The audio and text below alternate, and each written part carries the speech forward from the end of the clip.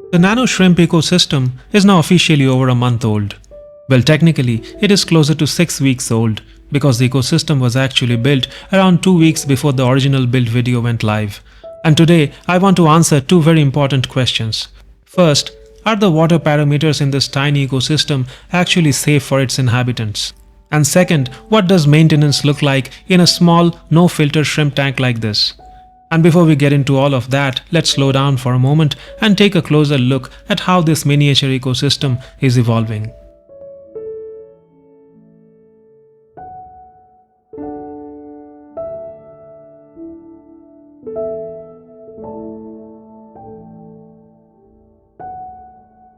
At the moment, this tank is home to a small colony of Neocaridina shrimp along with a batik nerite snail that was recently introduced to help manage algae growth. And honestly, the ecosystem seems to be aging quite beautifully.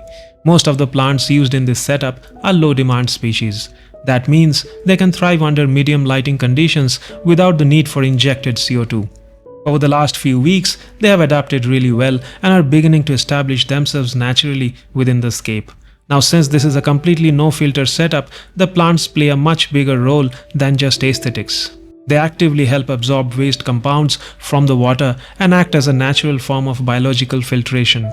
But in systems like these, plants alone are not enough. Regular water changes becomes extremely important because there is no mechanical filtration to remove excess waste buildup from the ecosystem. Over the last few weeks, algae has also slowly started appearing on the glass and across sections of the sand bed.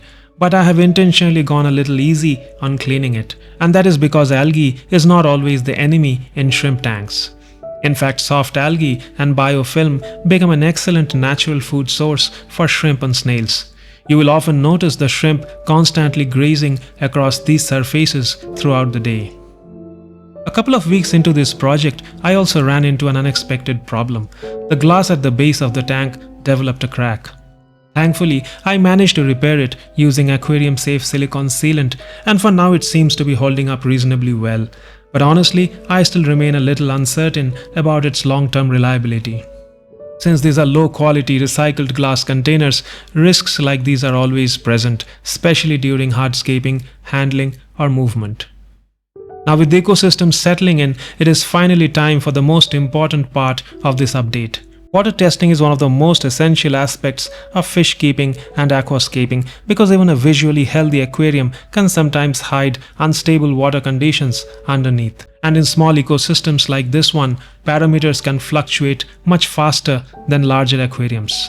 Today, we will conduct a series of tests to understand whether the water conditions inside this nano ecosystem are truly suitable for shrimp life. Our primary focus will be on the cherry shrimp since the nerite snail is only a temporary resident. Let's begin with KH, also known as carbonate hardness. KH measures the concentration of carbonate and bicarbonate minerals dissolved in the water. Now that may sound a little technical, but in simple terms, KH acts like a stabilizer for your aquarium water. It helps prevent sudden swings in pH levels, and stability is extremely important for shrimp because rapid pH fluctuations can stress them, weaken their immune system, and in severe cases even lead to deaths. For this test, the water changes color depending on the number of drops added. Once the solution changes from blue to yellow, we arrive at the final reading.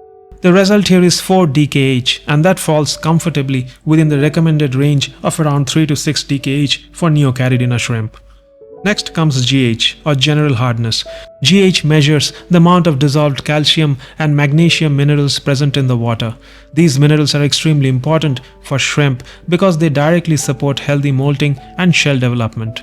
Shrimp regularly shed their exoskeleton as they grow, and insufficient minerals in the water can often result in failed molts, weakness, or even death.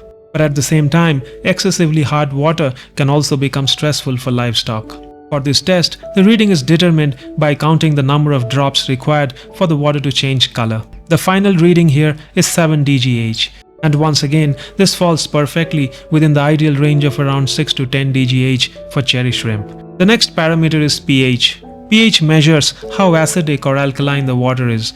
A lower pH means the water is more acidic, while a higher pH means it is more alkaline.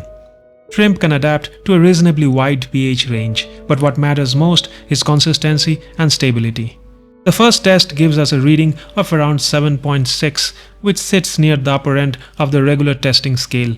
So to get a more accurate result, we move to a high-range pH test. The final reading comes out to approximately 8. Now, while this is definitely on the higher side, it still falls within the acceptable range of 6.5 to 8 for Neocaridina shrimp. And interestingly, many experienced shrimp keepers often mention that stable pH is far more important than chasing the perfect number.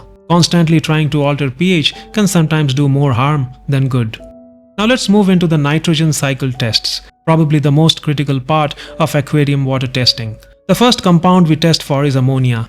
Ammonia is produced from decaying food, waste, dead plant matter, and organic debris inside the aquarium. And even in very small amounts, ammonia is highly toxic to fish and shrimp. New tanks are especially vulnerable to ammonia spikes because the beneficial bacteria colonies are still developing during the early stages. That is why cycling a tank properly before adding livestock is so important. Thankfully, the reading here is 0 ppm, exactly where we want it to be. As beneficial bacteria consume ammonia, they convert it into nitrite. But unfortunately, nitrite is also highly toxic. Even though it is part of the natural nitrogen cycle, elevated nitrate levels can severely stress or kill livestock. The reading here is once again 0 ppm, which is another huge relief. Finally, we test for nitrate, the final stage of the nitrogen cycle. Unlike ammonia and nitrite, nitrate is significantly less harmful at lower concentrations. In fact, aquatic plants actually use nitrate as a nutrient source for growth. But if nitrate is allowed to build up excessively over time, it can still become harmful to shrimp and fish. This particular test is slightly more elaborate and requires 2 separate reagents along with a waiting period for accurate results. After allowing the test to develop fully, the final reading comes out to around 5 ppm, which is well below the safe limit of 40 ppm. And overall, these results suggest that the nano ecosystem is currently maintaining stable and healthy conditions for shrimp life. Of course, small ecosystems can change quickly, so routine monitoring and consistency will remain extremely important going forward. Now, despite their beauty, tiny no-filter ecosystems like these do demand a little more maintenance than conventional aquariums. Plant trimming becomes especially important over time because faster growing plants can eventually block light and suffocate slower foreground species underneath. Without regular maintenance, the entire layout can slowly lose its balance and aesthetics, so occasional trimming helps maintain both plant health and the visual structure of the ecosystem. Water changes are equally important. Since there is no filter assisting with waste export, organic buildup can accumulate faster than the ecosystem can naturally process it. However, with shrimp tanks, large water changes are usually avoided because sudden shifts in water chemistry can stress the shrimp. So instead, smaller and more frequent water changes tend to work much better. At the moment, I'm doing roughly 2 small water changes every week for this ecosystem. Now, while shrimp and snails spend most of their day grazing on algae, biofilm and detritus, supplemental feeding can still help improve their overall health, breeding response and coloration. Hikari shrimp cuisine has been one of my go-to foods for quite a while now, although recently I have also been experimenting with shrimp grazers. But today they get something special. A small blanched slice of cucumber, and as expected, they absolutely swarm it within minutes. So I leave you with some peaceful feeding frenzy scenes from the Nano Shrimp Ecosystem. Thank you so much for watching, and I'll see you in the next one.